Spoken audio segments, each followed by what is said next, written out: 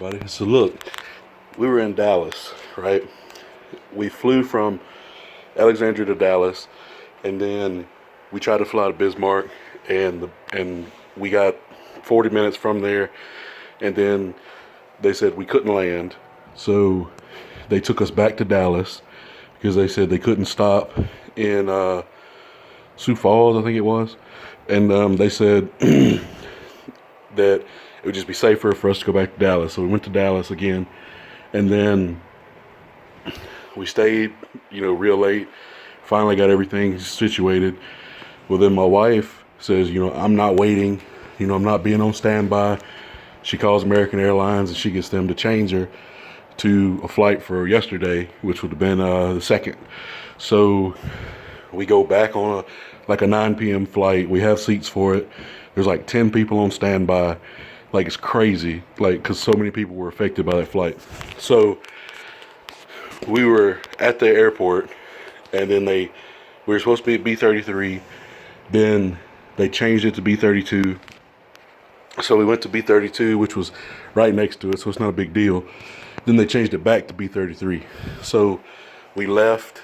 We went over to sit down at B-33, and then there was no seats at all. So I had the baby. Me and Autumn went and sat at B-34 or something like that. And there was this big empty row of seats. And I was like, well, that's pretty convenient. So I sat down, and there's this guy in front of me, and he's speaking Spanish and stuff and looking an opposite direction. So I'm like, oh, he's talking to his friend that's right in front of him. Well, then I start realizing he's saying the same stuff over and over and over. And it's in a weird tone. And then all of a sudden he says, yeah, those faggot motherfuckers out here sucking everybody's dick and this, that, and this. And I'm like, oh shit, what is this dude talking about? And then he just kept saying Jesus is here. Jesus is now. And I was like, yeah, we about to dip out. So me and Autumn got up and we walked back to B-32 and then finally found a seat next to Kim.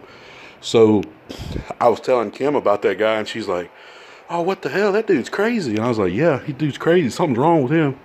So 30 seconds after I tell her that, all of a sudden you're, hey. So I didn't pay no attention to it. I was like, whatever.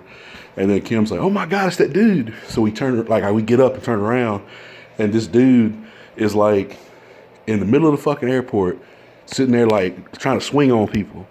And this other guy, I guess he's gay, I don't know, but the guy, they made him move. So the guy moved. This other guy's still trying to fight him, and